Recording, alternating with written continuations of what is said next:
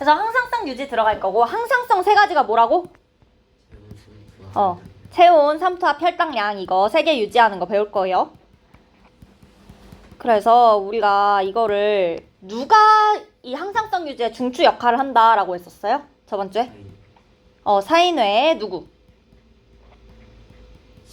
시상하부. 외워라 진짜. 그래서 항상성 유지의 중추 하시면 사인회의 시상하부다 얘기하셔야 돼요. 자, 항상성이다 라고 하면 우리 몸의 환경이 변해도 체온, 혈당량, 삼투압 같은 체내 상태를 일정하게 유지하려는 성질이다 라는 거 우리 첫 번째 주에 이야기했었어요. 기억나실까요? 그래서 항상성이다 라고 하면 체온이 36.5도에서 안 바뀌는 성질이 아니라 올라가도 36.5도로 내려주려고 하고 내려가면 36.5도로 다시 올려주려고 하는 성질이라고 했어. 기억나세요? 그게 항상성이고요. 그래서 항상성을 유지할 때는 내분비계랑 신경계랑 둘이 같이 역할을 할 거예요. 그래서 얘네가 체내 여러 기관의 기능을 유기적으로 조절해서 유지된다. 좋은 말 쓰여 있는 거고 얘네 둘이 중요한 역할을 하고 있다는 뜻이에요. 자, 그런데 저 중에 신경계는 우리 저번 주에 배웠죠. 그리고 집에 가서 다시 외우실 거죠. 자, 외워오셔야 되는데 내분비계는 아직 안 배웠죠. 내분비계는 뭐냐? 요 옆에 적혀 있는데 호르몬을 생성하고 분비하는 내분비샘이나 조직을 포함하는 기관계이다. 누구랑 관련된 거라고? 호르몬. 호르몬 들어보신 적 있죠? 아는 호르몬 뭐 있어요? 테스토스테론 또 에스트로겐 또 보통 애들이 생각이 나도 성장 호르몬이 생각날 때까지 일단 참던데 성호르몬은 맞아요. 성호르몬, 성장 호르몬 또 뭐 있을까? 너네 중학교 4학년 때 배웠어. 얘도 4단원에 있었어요. 인슐린, 글루카곤 또 있을 텐데 갑상샘에서 분비되는 티록신 맞아요. 그런 거 호르몬이거든요. 우리 그러니까 사실 배웠어. 그 내분비계 호르몬 분비되는 거 배웠었잖아. 그 호르몬 생성하고 분비하는 기관계를 우리가 내분비계라고 이야기를 할 거고요. 지금은 저번 주에 우리 신경계 이야기를 했으니까 오늘은 내분비계를 중점적으로 이야기를 하게 될 거고, 그래서 첫 번째로 호르몬에 대한 이야기가 나와 있어요. 자, 호르몬 하시면 적은 양으로 일단 작용할 수 있고요. 적은 양으로 특정 조직이나 기관의 생리작용을 조절하는 물질이다. 생리작용 그냥 어려우면 그냥 메커니즘 더 어려운가? 그렇진 않죠. 그러니까 무슨 일이 일어나는 거, 어떻게 일어날 건지 그런 거 조절하는 게 호르몬이다 생각해 주실 거고요. 호르몬 같은 경우에는 내분비샘에서 생성된 다음에 별도의 분비관 없이 혈관으로 분비된대요. 내분비샘이라는 데서 생성이 될 거야. 내분비계에 속하는 요 내분비샘이라는 데서 생성될 거고, 그리고 별도의 분비관이 없이 혈관으로 바로 분비될 거예요. 이해하시겠어요? 자, 내분비샘에서 생성된 다음에 분비관 없이 혈관으로 바로 분비될 거예요. 분비관 없이라는 단어가 들어갔다는 건 분비관이 있는 애들이 있을까 없을까? 있겠죠. 그래서 분비관이 있는 친구들은 누구냐? 외분비샘이에요. 외분비샘의 예시 보시면 소화샘, 침샘, 땀샘 이런 거 있어요. 바깥으로 분비하는 애들이야. 내분비샘은요, 호르몬을 분비하는 애들이고요. 외분비샘은요, 소화샘, 침샘, 땀샘 같은 거 분비하는 애들인데 이거는 별도의 분비관을 통해서 분비가 될 거예요. 호르몬은 분비관 없이 혈관으로 바로 들어갈 건데 저 외분비샘에서 만들어지는 애들은 분비관을 통해서 나간다는 거야. 그럼 분비관이 어떻게 생겼냐? 그 폼클렌징 광고에서 이렇게 생긴 거 한 번씩 보신 적 있으시죠? 저 땀샘이나 이런 거 다 저렇게 생겼어요. 이게 분비관인 거야. 이 관을 우리가 분비관이라고 부르는 거고, 지금 호르몬은 그림 보시면 그냥 내분비샘에서 혈관으로 바로 저런 관 없이 그냥 바로 분비되는데 우리 땀 같은 거는 저런 땀샘에서 나오잖아요. 맞죠? 그래서 저런 형태로 너네 뭔가 폼클렌징 광고에서 본 거 같은 형태로 있다. 그러면 저게 분비관이겠구나. 저게 외분비샘 그림 그려놓은 거구나 하고 문제 풀어주시면 될 것 같아요. 오케이? 이거고, 그리고 침샘, 땀샘은 그래서 바깥으로 분비되는 거 맞지? 몸 외부가 확실한데 저기 보면 소화샘도 외분비샘에 속한다고 되어 있어요. 소화샘은 말 그대로 위장에 들어있는, 위장에서 위액 나오는 거, 장에서 장액 나오는 거 이런 거 이야기하는 건데 몸 내부야, 외부야? 내부. 내부라고 생각이 돼야지. 맞아요. 내부 같은데 우리가 사람을 구멍 뚫린 원통으로 한번 생각해 볼게요. 좀 징그럽지만 여기가 입이고 여기가 항문인 거야. 맞잖아. 입으로 들어가서 항문으로 나오는 거죠. 그러면 사람이 이렇게 휴지처럼 생긴 거야. 너네 여기를 휴지의 바깥면이라고 할래? 안쪽 공간이라고 할래? 안쪽. 아니 요 휴지의 요 부분들 바깥면이야? 아니면은 휴지의 이 내부야? 바깥 공간으로 우리 외부 면적을 구하려면 이 휴지의 외부 면적 구할 때 이 안쪽 심까지 구할 거니 안 구할 거니? 수학 공부 다시 하세요. 야, 이 도형의 겉넓이 구할 때 너네 여기 안 구해? 안쪽까지 구해가지고 다 더하잖아. 기억 안 나? 기억 안 나? 중학교 3학년 때 배워. 아니, 나 중학교 2학년 때 배웠을 건데. 겉넓이 구할 때 이것도 겉면이야. 이것도 요 안쪽에 요 부분도 다 겉면이란다, 얘들아. 내부라고 하면 요 지금 휴지로 채워져 있는 요 부분들 있지. 그게 이 도형의 내부고요. 이 심 부분 여기는 겉면이야. 나 이거 설명해주는 바는 여기가 처음인데 겉면이야. 여기는 우리 겉면이라고 해요. 겉면에 해당해. 그래서 우리 몸도 이 소화관 부분은요, 몸의 외부처럼 생각하시면 돼요. 휴지로 생각할 거야. 내부다라고 하면 이 휴지로 채워진 이 안쪽 부분들 이야기하는 거야. 자, 그래서 이 소화관도 외부로 생각하셔서 여기로 그 분비되는 건 외분비샘으로 봐주시면 될 것 같아요. 됐을까요? 자, 그러면 밑에 그림이랑 같이 보면서 더 이야기를 할 건데, 내분비샘에서 호르몬이 지금 분비가 돼요. 어디로? 바로 혈관으로 분비가 될 거예요. 내분비샘 B도 있네요. B에서도 호르몬 나와서 분비될 거예요. 자, 그러면 혈관 안에는 원래 뭐 들어있어? 적혈구. 결장. 피 들어있지. 피가 들어있을 거야. 혈액이 들어있죠. 혈당도 혈구도 다 혈액의 구성 성분인 거고. 아이, 피 들어있겠지. 그러면 호르몬은 누구 타고 둥둥 떠다니겠어?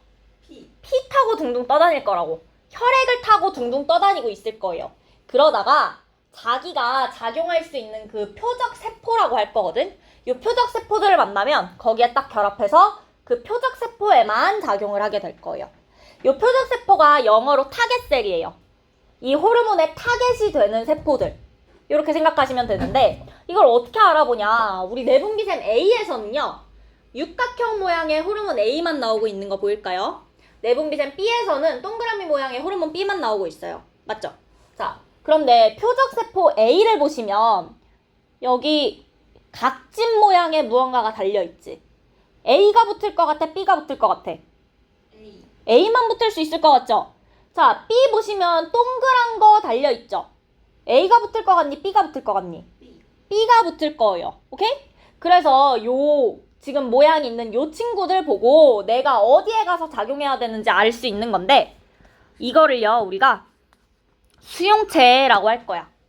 얘네들 수용체야. 우리 수용체 어디서 들었었어요? 신경. 신경 전달할 때. 맞아요. 신경 전달 물질 할 때. 그쵸? 수용체가 어디 있었어?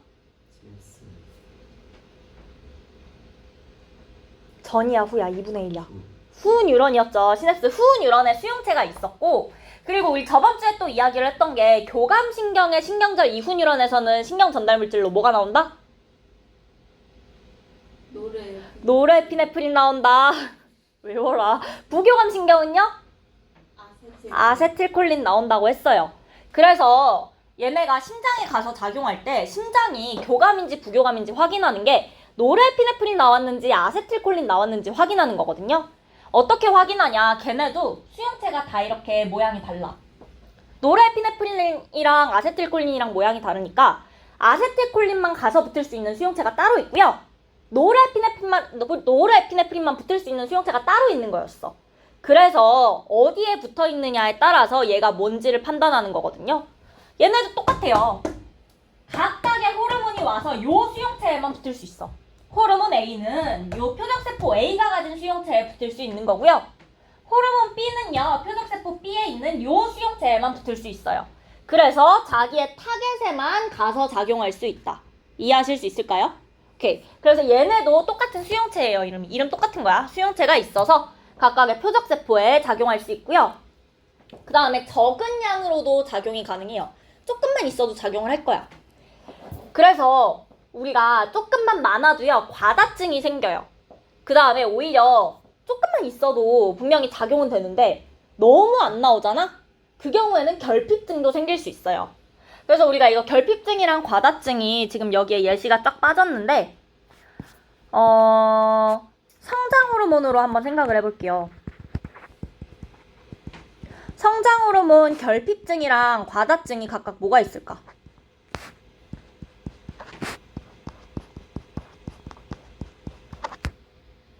배웠을 것 같은데. 성장 호르몬 결핍되면 키가 클까 안 클까? 안 크죠? 우리 소인증이나 혹은 외소증이라고도 부르죠. 요거요. 과다해지면 뭐예요? 거인증 맞아요. 이런 식으로 호르몬은 결핍증이랑 과다증이 있었어.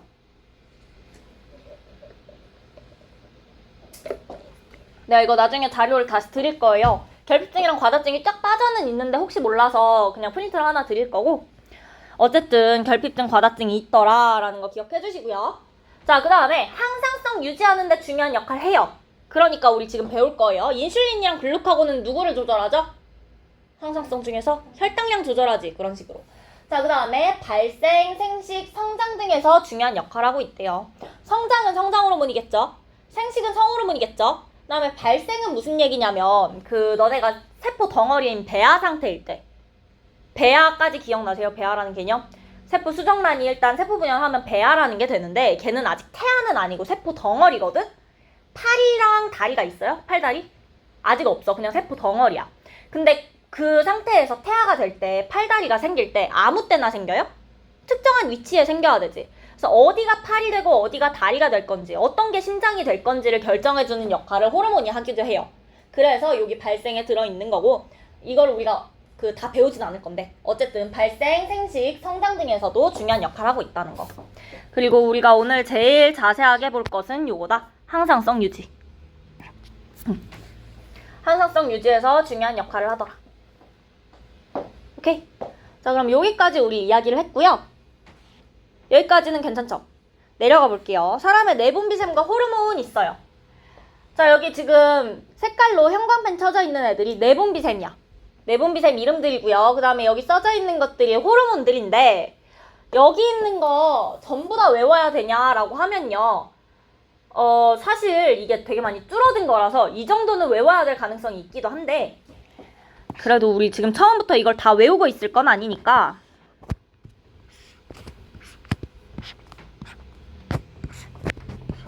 자, 지금 내가 형광펜 친 요거 7개. 요거는 외우실 거예요, 먼저.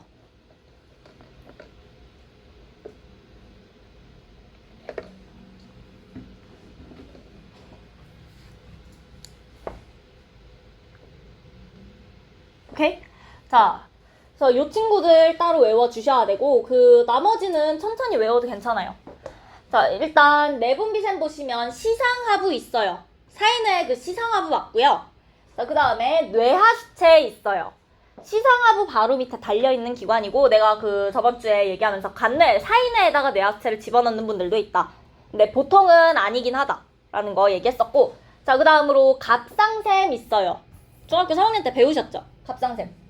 목 부분에 여기 나비 모양으로 있는 거다. 갑상샘 배웠었고, 자, 그 다음에 부신 있어요. 부신 어디 붙어 있나요, 지금?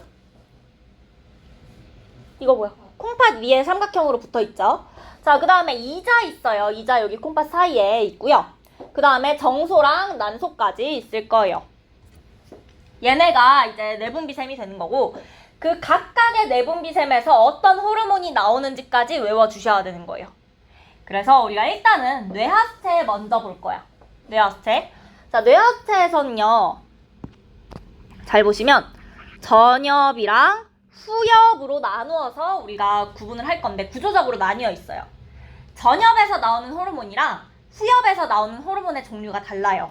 그렇다는 건 전엽에서 나오는 거 따로 외워주셔야 되고, 후엽에서 나오는 것도 따로 외워주셔야 돼요. 오케이? 자, 전엽에서는 우리 형광펜 친 거 보시면 갑상샘 자극 호르몬이라는 거 나온대. 이거 우리 약자로 TSH라고도 부를 거예요. 갑상샘 자극 호르몬은 이름만 봤을 때 누구를 자극하게 생겼어? 갑상샘 자극하게 생겼죠? 맞아요. 뇌하체 전엽에서 나오는 갑상샘 자극 호르몬은 갑상샘을 자극하러 갈 거예요. 갑상샘도 내분비샘이죠? 갑상샘에서 뭐 나온대? 타이록신, 우리 티록신으로 배웠던 거서 타이록신으로 이름 조금 바뀐 거고요. 타이록신 나올 거예요. 그러면 갑상샘 자극 호르몬이 나오면 갑상샘을 자극해서 결국 누가 나오는 거야? 결국 맞아요. 결국 타이록신 나올 거라는 거야. 오케이? TSH의 분비가 촉진되면 갑상샘에서 타이록신의 분비도 촉진이 될 거예요. 이해되셨을까요? 자, 그 다음에 타이록신 역할 보시면 세포 대사 촉진이라고 되어 있는데 물질 대사 촉진으로 생각하셔도 문제 없어요. 세포 호흡으로 생각하면 좋아요.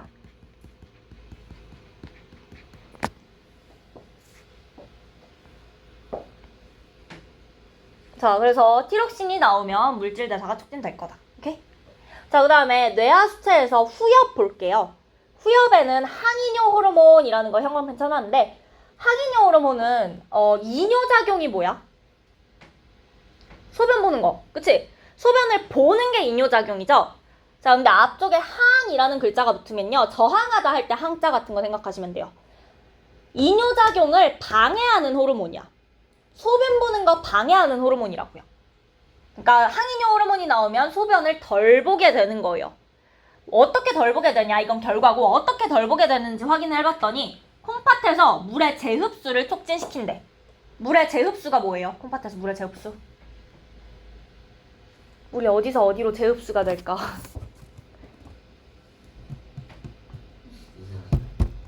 모세혈관 뭐? 모세혈관이 그 설명할 때 나와야 되는 건 맞아요. 그리고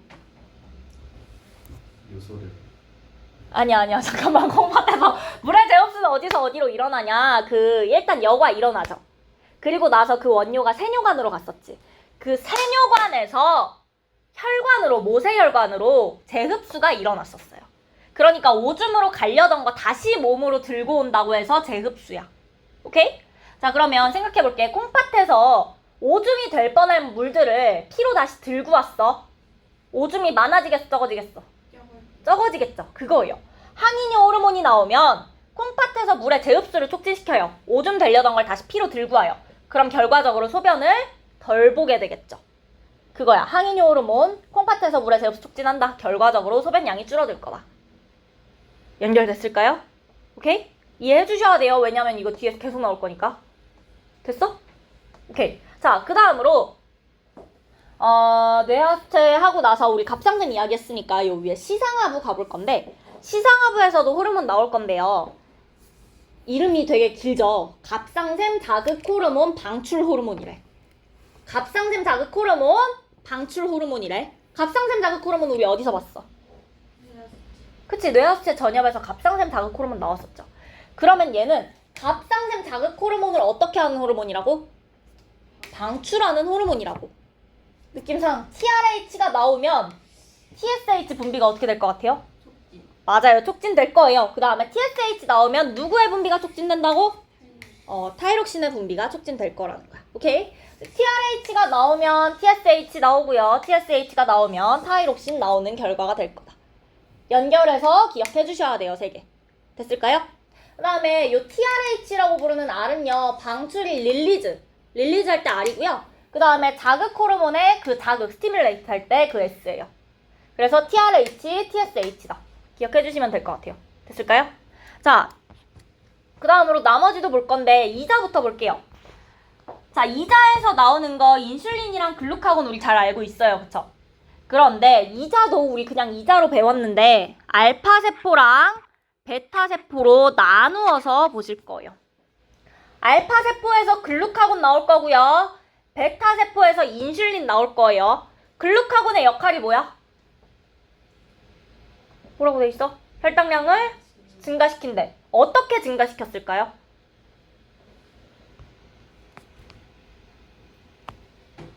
배웠어. 속에 저장된 약간 맞아.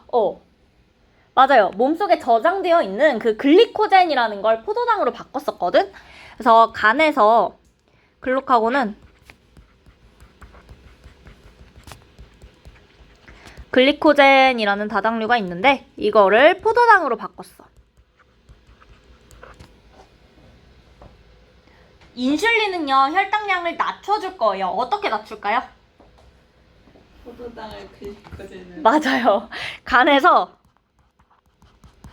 포도당을 글리코젠으로 바꿔줄 거야. 자, 이게 첫 번째고요. 하나가 더 있어요. 인슐린 같은 경우에 혈당량을 감소시키는 거야. 혈당량의 뜻이 뭘까? 피 피. 애들은 당이 딱 그거야. 피에 들어있는, 혈액 안에 들어있는 포도당의 양이거든? 혈액 안에 들어있는 포도당의 양이에요. 내 몸에 있는 포도당의 양이 아니야. 무슨 뜻이냐? 피에만 없으면 돼서 아예 세포 안으로 흡수시켜버릴 거야. 그래서 인슐린은요, 세포로 포도당 흡수를 촉진시켜줄 거예요. 포도당 흡수 촉진한다. 이렇게 두 가지 일을 다 한다. 피에만 없으면 되니까 세포가 들고 가는 건 괜찮아요. 오케이? 자, 그래서 이자 알파 세포에서 글루카곤, 베타 세포에서 인슐린이다까지 기억해 주시고, 자, 그 다음에 부신 있는데, 부신은요, 부신 속질에서 에피네프린이 나와요. 부신은 이렇게 약간 삼각형 모양으로 생겨 있고, 실제로 잘라보면 색깔이 달라요. 겉질이랑 속질이 확연히 구분이 될 거예요. 그 중에서 겉질을 배웠었는데 지금 여기 빠져 있어요. 그리고 속질에선 에피네프린 나와 있고요. 에피네프린 역할 보시면 혈당량 높아지고요. 심장박동 촉진되고요. 혈압 상승할 거고요. 하나 더 써주실 건데 물질 대사 촉진돼요.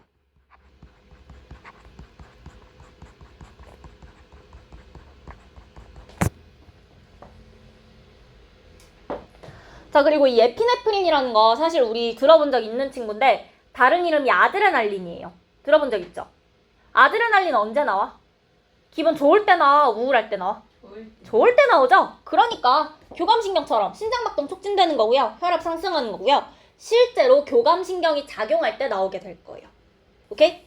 자, 그 다음에 에피네프린 역할 중에 요 혈당량 증가는 누구랑 비슷하니? 글리코젠? 글루카곤.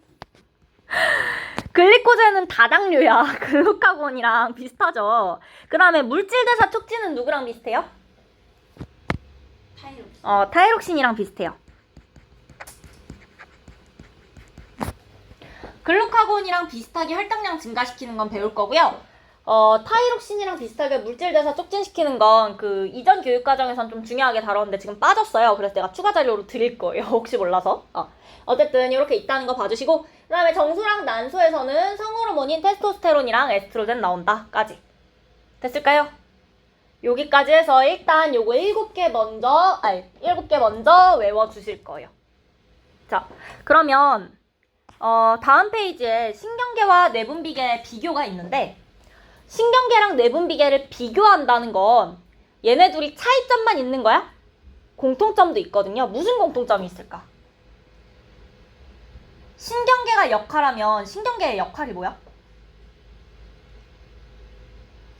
자극을 받아들이고 반응하는 거. 그치? 그게 신경계의 역할이야. 그래서 신경계는요, 어떤 신호를 서로 전달하는 역할을 해줘요. 내분비계도요, 신호를 전달해요. 성장 호르몬 나오면 무슨 신호를 전달한 거야? 키가 커져라. 그치? 성호르몬 나오면요, 2차 정징 일어나라. 그치? 그래서 얘네 둘 다 신호를 전달한다라는 공통점은 있어. 공통점이 있는데 차이점이 조금 더 많긴 해요. 첫 번째 보시면 신경계는 뭐에 의해서 신호가 전달되니? 라고 하면 뉴런, 신경세포에 의해서 전달되죠. 그치? 그런데 호르몬은 뭐를 통해서 전달이 된다? 혈액 타고 전달될 거다. 맞아? 맞아요. 자, 그래서 신경계는 신경세포 타고 전달이 되는데 신호가, 내분비계 호르몬은 혈액 타고 신호가 전달이 될 거고요. 그 다음에 신호 전달 속도는요, 뉴런이 빠르겠니? 아니면 호르몬이 빠르겠니? 뉴런이 훨씬 빠르죠. 뉴런은 그냥 전기 쭉 가면 끝이야. 근데 호르몬은 혈액 타고 이동을 해야 되거든? 그치? 만들어지고 혈액 타고 이동해서 수용체에 달라붙어가지고 그 수용체에서 그 세포에 그 이것저것 조절을 해줘야 돼. 그래야 일어나는 거야. 그래서 훨씬 느려요. 자, 그 다음에 작용 범위는 신경계가 훨씬 좁은데 지금 옆에 있는 저 그림 보시면 뉴런은 이 세포랑만 연결되어 있거든?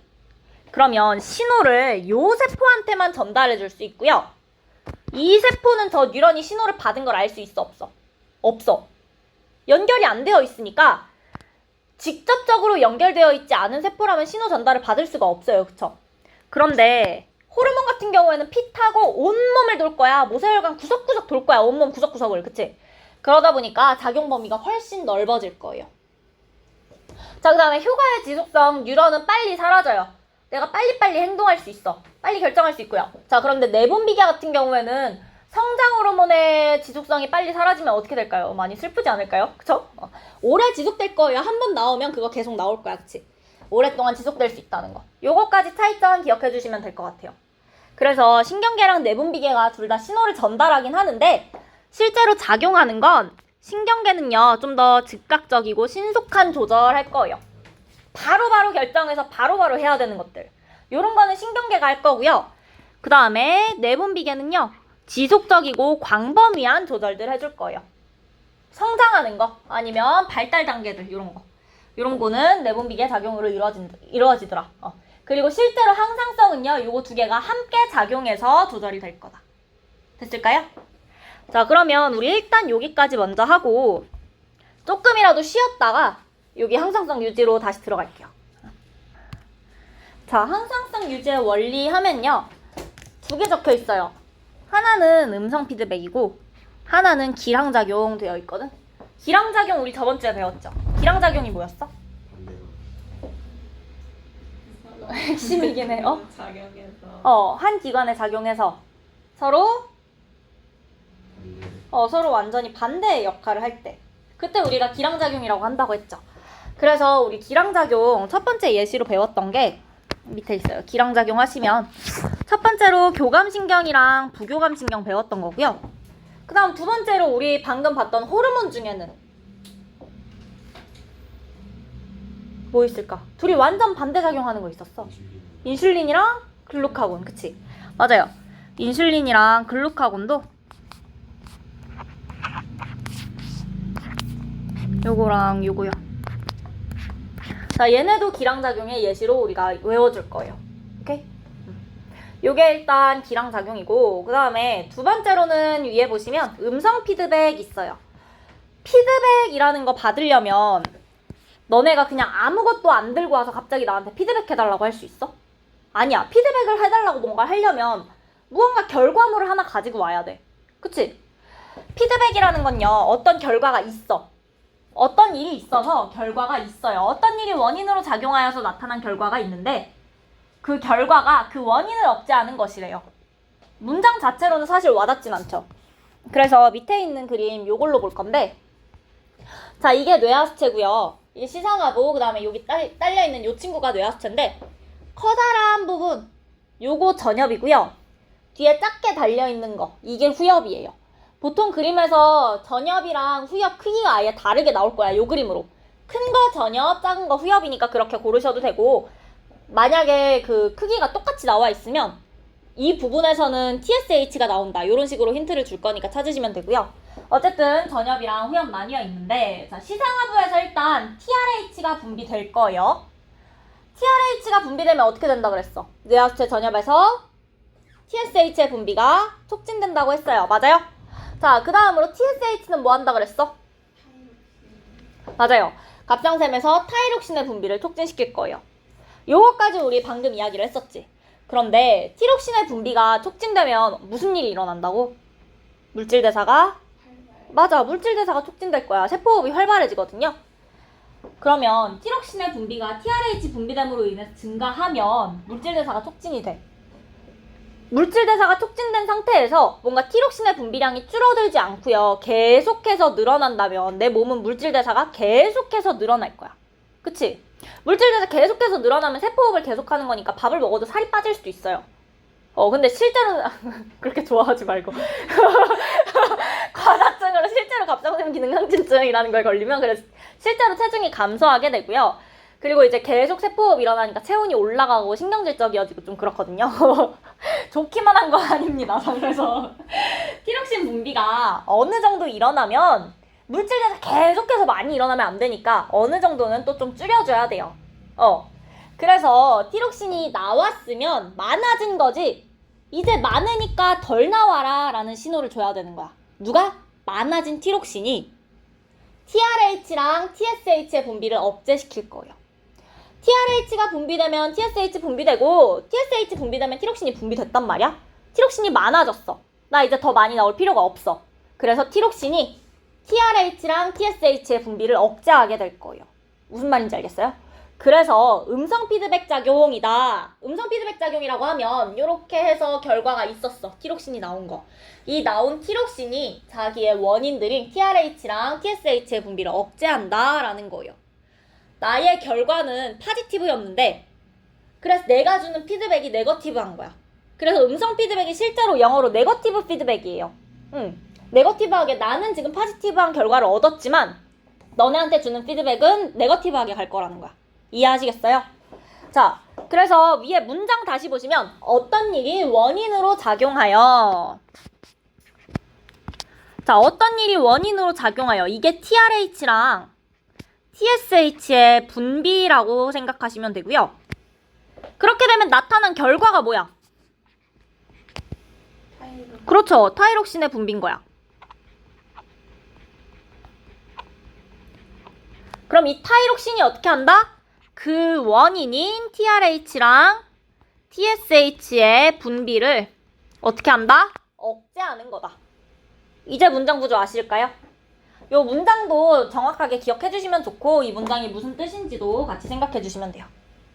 요거를 우리가 음성 피드백이라고 하고요. 호르몬 분비는 대부분 요 음성 피드백으로 조절이 될 건데 그래서 우리가 착각하기 좋은 게 호르몬 분비는 대부분 음성 피드백으로 조절이 되는 거야. 인슐린이랑 글루카곤은 뭘로 조절된다고요? 기량작용 관계에 있다고 했지. 인슐린이랑 글루카곤은. 인슐린이랑 글루카곤도 각각은 음성 피드백으로 조절돼요. 되는데 단지 인슐린이랑 글루카곤의 관계가 좀 특별하게도 기량작용하고 있는 건 거야. 대부분의 호르몬은 음성 피드백으로 조절되기 때문에 인슐린, 글루카곤도 음성 피드백에도 넣어주셔야 돼요. 오케이? 그 다음에 음성 피드백이 있으면 양성 피드백이란 것도 있겠죠. 양성 피드백은 무슨 뜻이냐? 결과가 있었어. 그 결과가 계속해서 그 원인을 촉진해 줄 거야. 그래서 그 예시가 옆에 나와 있는데 옥시토신이에요. 옥시토신은 자궁수축을 촉진하게 되거든. 자궁수축을 언제 촉진하냐? 출산할 때 촉진할 거야. 근데 만약에 그러면 옥시토신이 음성 피드백으로 일어나면 출산을 하려고 옥시토신이 나왔다? 근데 많으니까 이제 그만 나오래. 자궁수축이 어떻게 될까요? 멈추겠죠. 그러면 안 되니까 내가 지금 옥시토신이 나왔다. 그래서 자궁수축을 해야 된다는 건 출산해야 된다는 거고 그럼 내가 계속해서 옥시토신이 필요하니까 계속해서 분비되는 거예요. 계속 촉진되다가 그럼 저런 양성 피드백은 언제 끝이 나냐? 출산이 일어나고 나면 완료되고 나면 끝이 나게 돼요. 그 원인이 아예 사라져야지 이제 끝이 나게 되는 거. 요런 건 양성 피드백이다. 요거 기억해 주시면 될 것 같아요. 그래서 궁금해 나와 있는 게 양성 피드백 얘기 맞죠? 맞아요. 그리고 양성 피드백, 옥시토신 하나 체크만 해주시면 되고요.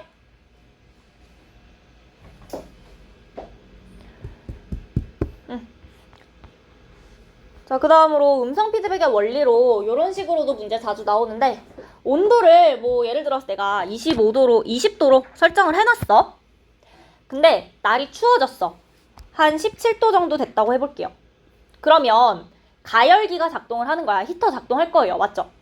히터 작동을 하면 온도가 올라가겠죠. 그래서 온도가 올라가다가 히터가 안 꺼지면 20도를 넘어갈 수도 있어요. 맞지 않나요? 온도가 계속해서 올라가다가 25도 정도가 돼버렸어. 그럼 어떻게 한다? 가열기를 끄면 된다. 이것도 우리가 음성 피드백의 예시로 생각해 줄 수 있어요. 가열기를 작동시켰더니 온도가 올라갔어. 그래서 가열기 꺼버리는 거. 그래서 이것도 음성 피드백의 원리로 나오니까 생각해 주시면 되고 온도 조절기가 그래서 많이 나와요. 요거 하나만 봐주시면 될 것 같고요.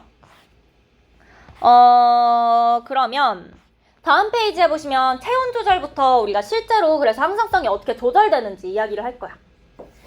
자, 체온 조절 보시면 일단 체온을 왜 일정하게 유지해야 되냐라고 하면 효소 때문이야. 왜? 효소는 주성분이 뭐라고? 단백. 단백질이다. 그래서 효소는 누구랑 누구의 영향을 많이 받는다? 체온 범위에서 조절돼야 되니까 온도랑 하나는 뭐였어 또? 온도랑 pH랑 기억나요? 그래서 펩신 이야기 했었죠. 염산에 도움을 받아야 된다 했던 게 pH의 영향을 받는 거였어. 그래서 효소는 온도랑 pH 영향 받는데 그 중에서 온도 영향 받아서 그 체온 범위에서 제일 활발하게 작용하기 때문에 체온을 일정하게 유지를 해줘야 되는 거고요. 자, 체온 조절하는 것도 당연히 시상하부가 제일 중요한 역할을 할 거야. 그래서 시상하부가 일단 체온 변화를 감지를 할 거고 그 다음에 어떻게 하느냐? 열 방출량이랑 열 생산량을 변화시킬 거래요. 자, 그런데 방출량, 생산량 되어 있는데 우리 작년까지는 발산량, 발생량이라는 단어를 좀 더 많이 썼고요. 기출 푸시면 전부 다 발산, 발생으로 되어 있을 거라서 방출량, 생산량은 어려운 단어가 아니잖아. 사실 뭐 발산이랑 발생도 설마. 발산이 무슨 뜻이야? 바깥으로 맞아. 발산하는 거. 그 다음에 발생은 내 몸 안에서 생기는 거죠. 그렇게 이해해 주셔서 어떤 단어로 나오셔도 그냥 풀어주시면 되는 거고요. 자, 그럼 내가 추워. 추운 상태에서는 발산량은 어떻게 돼야 될까? 줄어야 돼요. 발생량은요? 늘어야 돼요. 자, 더우면요. 발산량을 늘리고 발생량을 줄이면 돼요. 그 역할을 이야기를 하고 있는 거야. 그래서 정상 범위에 체온이 있었는데 자, 추운 것부터. 이거 우리 저온 자극이다. 이렇게 좀 유식하게 이야기해도 되고 추워요. 저온 자극 받았어요. 그러면 체온이 어떻게 된다? 내려갈 거야. 떨어질 거야. 그러면 누가 그걸 감지한다? 그렇죠. 맞네. 시상하부가 감지를 해요. 그러면 시상하부에서 교감신경의 작용을 강화시켜서요. 피부 근처의 혈관을 수축시켜요.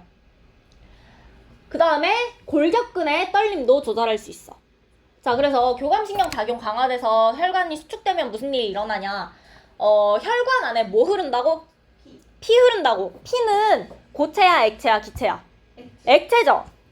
그 액체가 여기에 열을 가지고서 그 액체가 피부 근처 혈관을 지나다니고 있었는데 피부 근처에 지나다니는 액체가 줄어들면 그 액체를 통해서 나가는 열의 양이 어떻게 될까? 줄어들겠지. 그 상황을 만들겠다는 거예요. 지나다니는 액체의 양을 줄여버려서 나가는 열을 줄이겠다. 열 발산량을 감소시켜주는 거죠. 그래서 여기 열 발산량, 방출량 감소시키는 거고 자, 그 다음에 골격근 떨리면서 열이 발생하게 될 거예요. 기계적으로 떨리게 되면 당연히 열이 발생해야겠죠. 그래서 열 생산량, 열 발생량이 증가를 한다. 오케이? 그래서 발산량 감소하고 발생량 증가하게 되면 체온 올라가겠죠. 정상 체온으로 돌아올 수 있는 거고요. 자, 그 다음에 운동이나 더위 등으로 체온이 올라가요. 이거 고온 자극이라고 이야기해 줄 수 있겠죠. 고온 자극 받게 되면 이번에도 시상하부에서 감지를 할 거야. 그 다음에 교감신경의 작용을 완화시켜서요. 피부 근처의 혈관을 확장시킬 거예요. 그러면 액체, 혈액이 많이 돌아다니면서 그 혈액 타고 열이 어떻게 된다? 많이 발산될 수 있더라. 많이 방출될 수 있더라. 그래서 열 발산량, 방출량 증가할 거고요. 그 다음에 땀 분비가 증가되는 것도 발산량의 증가예요. 왜 그럴까? 왜 땀 분비 증가하는 게 열 발산량, 방출량의 증가가 될까요? 땀이 나면 땀이 나는 것만으로 시원해지진 않아. 땀이 어떻게 돼? 맞아, 말라, 기화, 증발, 뭐든 간에. 자, 그러면 기화열은 어떻게 돼요? 흡수죠. 맞아요. 그래서 기화열 흡수 때문에 온도가 낮아지는 거야. 땀이 마르면서 발산량이 증가되는 거 생각해 주시면 돼요. 기화열 흡수에 의해서 열 발산량 증가하게 되면 체온 결국 떨어지겠죠? 정상 범위로 돌아올 거예요. 어렵지 않죠? 내용 간단해요. 그래서 요거 봐주시면 되고 이 티록신에 대한 이야기가 사실 좀 중요하게 다루고 있었는데 요게 지금 싹 빠졌어. 그래서 요거는 자료로 일단 드리긴 할 거예요. 대충 간단하게 언급만 하고 혹시 학교에서 티록신을 넣어서 설명하신다면 그거까지 다 외워주셔야 되긴 할 거예요. 그 다음에 성인이랑 신생아에서 체온 조절이 어떻게 다르냐라고 하면 성인은 몸을 떨어. 주로 덜덜덜 떠는데 신생아 같은 경우에는 근육 자체가 많이 발달을 안 했잖아요. 그래서 몸을 덜덜 떨지는 못하고 주로 물질대사 촉진시켜요. 티록신이나 에피네프린 같은 걸로 물질대사 촉진시켜서 열 발생량을 증가시킨다라는 거. 여기 쓰여 있는 거고 동상은 나중에 이야기를 할게요. 자, 그 다음으로 다음 페이지 넘어가서 혈당량 조절 갈 거야. 자, 혈당량은요, 그 혈액 속에 들어있는 포도당의 양이라고 했어. 이게 일정하게 조절되고 있어야지 세포가 그 포도당을 이용해서 세포호흡을 하니까. 그쵸? 그래서 일정하게 조절하고 있어야 되는데, 혈당량 조절은 인슐린이랑 글루카곤 가지고 이야기를 할 거고요. 인슐린은 어디서 분비된다고? 이자의 B 누구야? 이자의 베타 세포에서 인슐린 분비해요. 글루카곤은요? 알파 세포죠. 나 B 세포는 태어나서 처음 들어봤네. 베타 세포에서 인슐린 분비하고요. 알파 세포에서 글루카곤 분비할 건데 인슐린의 역할이 뭐라고? 혈당량을 감소시키는데 어떻게 감소시킨다? 간에서 포도당을 그렇죠. 글리코젠으로 바꾼다. 그게 첫 번째였고 두 번째는 피해만 없으면 되니까 누구한테 갖다 준다? 세포한테 갖다 줄 거야. 그래서 세포로의 포도당 흡수를 촉진시킬 거예요. 자, 그 다음에 이자의 알파 세포에서 글루카곤 분비량 증가하는 거. 글루카곤은 뭐 한다고? 혈당량을 증가시켜. 어떻게? 글리코젠을 포도당으로. 어디에서? 몸속에. 간에서. 몸속이겠지. 그럼 몸 바뀔까? 간에서 글리코젠을 포도당으로 바꾸면서 혈당량을 높여줄 거예요. 자, 그게 이 밑에 나와 있는 그림의 전부긴 해요. 그래서 처음에 운동을 해. 운동을 하게 되면 혈당량이 뚝 떨어지네. 왜 그럴까? 몸에 있는 영양분을 써서. 맞아요. 써야 돼. 왜? 세포호흡 해야지. 세포호흡 하면 뭐가 나오는데? 뭐? 야, 운동할 때 세포호흡 하는 이유가 노폐물 나오려고는 아닐 것 같은데? 에너지. 야, 세포호흡의 기본적인 이유가 에너지 얻는 거야. 어떡하면 좋죠? 에너지 얻어야지. 나 운동하려면 에너지 필요하잖아. 그러니까 포도당 막 쓴 거라고. 그래서 혈당량 떨어진 거야. 혈당량이 떨어졌어요. 그래서 그러면 이자에 어디에서 뭐가 나온다? 혈당량 떨어졌으니까 뭐 나와야 돼? 뭐 나와야 돼? 글루카곤 나와야 돼. 어디에서? 알파 세포에서 글루카곤 나올 거예요. 그럼 이 글루카곤이 뭐 한다고? 혈당량 증가. 어떻게? 간에서 글라이코젠을 포도당. 맞아요. 간에서 글리코젠을 포도당으로 바꾼다는 거야. 글라이코젠은 포도당이 쫙 모여서 만들어진 다당류고요. 포도당은 단당류죠. 포도당이 단당류인 것까지는 알지? 그 다음에 녹말도요. 사실 포도당이 쫙 모여서 만들어진 다당류죠. 글리코젠이랑 녹말은 포도당이 쫙 붙은 거라는 공통점은 있는데 그 붙는 구조가 좀 달라요. 그래서 둘 다 다당류인데 붙는 구조에 따라서 글라이코젠이 될 수도 있고 우리가 먹는 녹말이 될 수도 있는 거예요. 오케이? 그 중에서 간에는 글리코젠으로 저장해 놨었어. 그 글리코젠을 포도당으로 바꿔서 혈액으로 방출하면 혈당량이 어떻게 된다? 증가한다. 됐어? 자, 그래서 증가를 했어요. 그 다음에 밥을 먹었어. 그럼 혈당량이 왜 올라갈까? 밥 먹었더니 올라가고 있어. 왜? 몸에 영양분이 생겨서. 비슷해. 영양분이 생겨서. 뭐라고 하려고 그랬던 거야? 탄수화물 먹어서. 탄수화물 먹어서. 탄수화물 먹으면 그 다음에 어떻게 되는데? 몸에서 아밀레이스가 분해해가지고. 아밀레이스가 분해해서 우리가 그 간단하게 두 글자로 뭐라 그래? 흡수. 분해? 소화. 탄수화물 녹말 소화시켜서 뭐 만들어? 결과적으로 포도당 만들잖아. 포도당 만들어서 융털에 어디로 흡수한댔어? 암주간. 포도당은 모세혈관. 융털의 모세혈관으로 흡수돼요. 모세혈관은 수용성 영양소고 암주간은 지용성 영양소인데 이거 몇 번쯤 하면 외울래 도대체? 자, 그래서 밥을 먹으면 그 내가 먹은 녹말이랑 탄수화물 요거를 포도당까지 분해를 시켜요. 그 포도당이 융털의 모세혈관, 혈액으로 흡수가 될 거란 말이야. 그러면 혈당량이 어떻게 되겠어? 증가하겠죠? 맞아요. 그래서 밥 먹으면 혈당량 높아질 거고요. 혈당량이 높아지게 되면 이제 어떤 호르몬 나와야 돼? 인슐린. 인슐린 나와야 돼. 혈당량 낮춰주는 인슐린 나와야 되고요. 그거 이자에 어디에서 나온다? 베타 세포에서 나올 거다. 오케이? 그래서 인슐린의 역할이 두 가지였어요. 하나는 뭐야? 글라이코젠으로 포도당 포도당. 아니 포도당. 포도당을 한국말도 못해. 간에서 포도당을 글라이코젠으로 전환시킬 거야. 맞아? 간에서 포도당을 글라이코젠으로 바꿔주고요. 그 다음에 두 번째는 뭐라고? 세포. 세포로 포도당 흡수를 촉진시킬 거예요. 오케이? 이렇게 두 가지 일을 할 거다. 그러면 포도당이 사라지는 거니까, 혈액에서 포도당이 사라지는 거니까 혈당량이 어떻게 된다? 감소할 거다. 됐어요?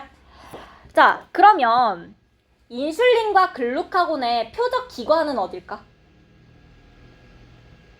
내 얼굴 안 써 있어. 책에 써 있어. 책에 아니면 요 프린트에. 프린트 요 화면에. 표적 기관, 표적 세포가 뭐였어? 인슐린과 글루카곤의 타겟이 어디 같아? 둘이 공통되는 타겟이 어디야? 이자. 간. 타겟이 무슨 뜻이야? 인슐린이 가서 간에 가서 작용할 거고 글루카곤이 간에 가서 작용하죠. 그래서 우리 간이요, 인슐린과 글루카곤의 공통되는 표적 기관이에요. 표적 세포 할 때 그 표적이요. 그다음에 인슐린 같은 경우에는 온몸에 있는 체세포도 표적 세포로 작용할 수 있는 거고요. 오케이? 표적 기관이 간이라는 것도 기억해 주시고, 그 다음에 포도당이 글라이코젠이 되는 건요, 물질 대사일까요? 아닐까요? 맞아요. 왜? 물질 대사 뜻이 뭐야? 몸에 필요한 에너지를 얻기 위해 하는 몸속에서 일어나는 모든 화학 반응. 맞아요. 체내에서 일어나는 모든 화학 반응이야. 그로 인해서 우리가 물질이랑 에너지 같은 거 얻을 수 있는 거고요. 물질의 관점에서 물질 대사, 에너지의 관점에서 에너지 대사라고 부르기도 하는 거고요. 그쵸? 자, 그러면 몸속에서 일어나는 화학 반응 맞지? 물질 대사 맞아요. 효소 쓸까요? 안 쓸까요? 당연히 쓸 거예요. 자, 그 다음에 물질 대사 종류 두 가지 뭐 있어요? 동화작용. 동화작용, 이화작용 있어. 자, 이거 뭘 끄덕끄덕이야. 이거 동화작용이야, 이화작용이야. 동화작용. 동화작용이죠. 왜? 포도당은 단당류인데 글라이코젠은 다당류니까 글라이코젠이 더 크죠? 자, 이거는 동화작용이고요.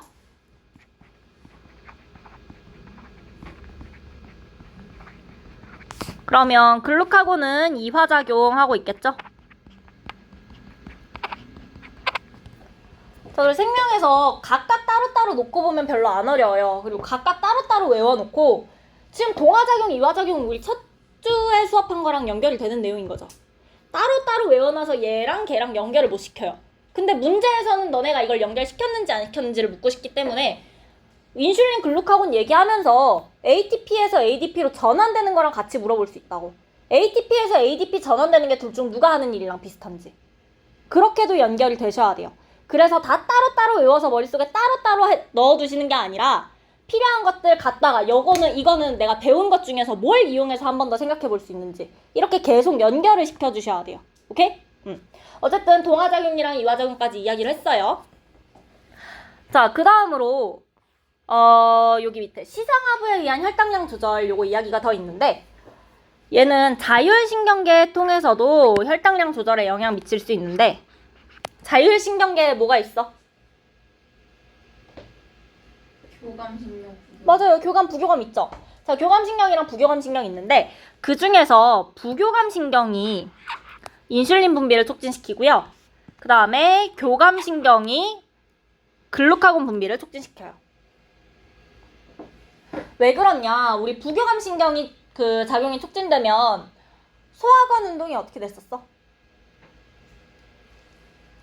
부교감신경이 자극됐어. 부교감신경이 흥분하면 소화관 운동이나 소화액 분비는 어떻게 됐어요? 촉진됐었어. 부교감신경이 작용해서 안정된 상태 만들어줘야지 소화된다고. 우리 소화될 때는 밥 먹고 나면 인슐린 나와야겠어? 글루카곤 나와야겠어? 인슐린 나와야겠죠? 시기가 똑같죠? 부교감신경 작용하게 되면요 소화 운동 촉진될 거고요. 소화운동 일어났다는 건 나 지금 뭐 먹었다는 거지? 인슐린 나와줘야겠죠. 그렇게 연결해서 부교감신경이 인슐린이다 기억하실 거고, 교감신경은 글루카곤도 연결을 해주실 거예요. 그 다음에 옆에 보시면 에피네프린 얘기도 나와요. 에피네프린 아드레날린이라고 했지. 하는 일이 교감신경, 교감신경이 흥분하게 되면 에피네프린이 나올 수 있거든요. 그래서 글루카곤이랑 같이 에피네프린의 분비도 촉진될 수 있어요. 그래서 에피네프린의 역할에다가 혈당량 증가도 같이 쓰여 있었죠. 어떻게 증가시키냐? 하는 일은 글루카곤이랑 똑같아요. 간에서 글라이코젠을 포도당으로 분해한다. 오케이? 그래서 요거까지, 에피네프린까지 연결해서 기억해 주시면 될 것 같아요. 자, 그 다음으로 다음 페이지 보시면 인슐린과 글루카곤에 의한 혈당량 조절되어 있거든요. 맨 왼쪽에 빨간색 그래프는 밥 먹고 나서 Y축 보시면 혈당량이에요. 혈당량이 어떻게 변하는지 나타낸 거고, 가운데 그래프는요, 밥 먹고 나서 인슐린이 어떻게 됐는지야. 제일 오른쪽 건 밥 먹고 나서 글루카곤이 어떻게 됐는지예요. 자, 그러면 밥 먹고 나서 혈당량은 어떻게 되겠어? 당연히 증가하죠. 혈당량이 증가했으면 인슐린이랑 글루카곤은 각각 어떻게 돼야 돼? 인슐린은 증가해야지. 혈당량이 올라갔으니까 혈당량 낮춰주는 호르몬인 인슐린이 증가해야 돼요. 그 다음에 글루카곤은 감소해야겠죠. 지금 이미 높으니까. 오케이? 그래프 자체 어렵지 않죠? 밥 먹고 나서 인슐린 올라간 거고 글루카곤 떨어진 거야. 그리고 요 그래프가 나올 때도요, 그렇게 어렵게 나오진 않을 거고, 요렇게 연결을 해요.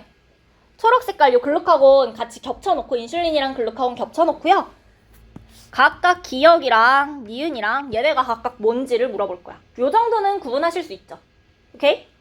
자, 그 다음에 두 번째로 맨 밑에 당뇨병의 구분, 요거 볼 건데, 당뇨병이 뭐야? 혈당량이 높은 상태죠. 그치? 혈당량이 높은 질병인데, 당뇨병은요, 1형 당뇨랑 2형 당뇨로 나눌 수 있어요.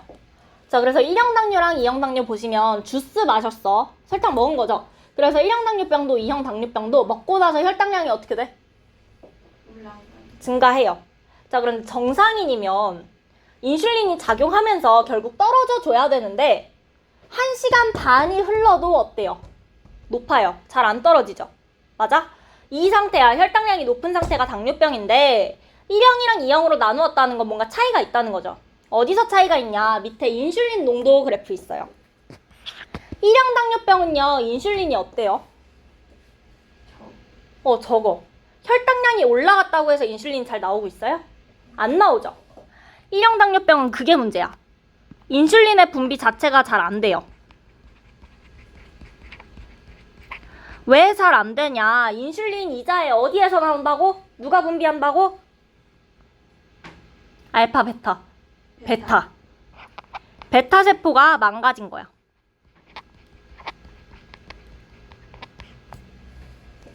이게 1형 당뇨병이에요. 자, 그 다음에 2형 당뇨병은요, 혈당량 올라갔더니 인슐린 나와, 안 나와? 나와. 너 못 봤지, 방금? 나와요. 이랬어. 나와, 그치? 자, 나오는데, 나왔을 때 혈당량이 줄어, 안 줄어? 안 줄고 있지. 그게 문제인 거야. 그래서 얘는요, 인슐린 분비돼요.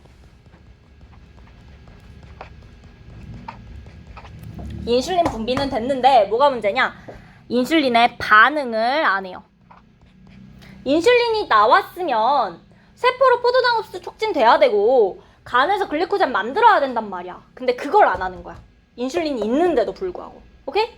그래서요, 1형 당뇨병 같은 경우에는요, 우리 소아당뇨, 애기들 당뇨는 주로 요런 형태로 나타나요. 선천적으로라든지. 그래서 베타세포 자체가 망가져서 인슐린이 안 나와. 애기들 같은 경우에는 당뇨가 있으면 인슐린 주사를 맞아서 치료를 하긴 해요. 인슐린 주사를 맞으면 얘는 혈당량 떨어질 거야. 그치? 자, 그런데 2형 당뇨병은요, 우리 성인들에서 많이 나타나요. 성인에서 많이 나타나게 되고, 이때는 인슐린 잘 나와요. 베타세포 멀쩡한데 내 몸이 망가져서 반응을 안 하는 거야. 오케이? 그래서 내 몸이 망가져서 반응을 안 하니까 인슐린 주사를 맞는다고 해서 혈당량이 드라마틱하게 더 떨어지지 않아요. 인슐린은 충분히 있거든, 지금. 오케이? 그래서 인슐린 주사를 이용해서 치료할 수 있는 건 사실 1형 당뇨병 환자고 1형은 그냥 인슐린만 맞아도 돼요. 근데 2형 당뇨병 환자 같은 경우에는 인슐린을 맞는 경우도 있거든. 너무 이제 심각해지면 인슐린 그래도 조금이라도 더 넣어서 어떻게든 일을 해보게 인슐린 맞기도 하는데 그건 보조적인 요법이고 실제로는 그래서 어른들 당뇨 있으신 어른들 어떻게 해요? 당분 혈당 올라가는 거 안 먹지. 운동하시죠. 그치?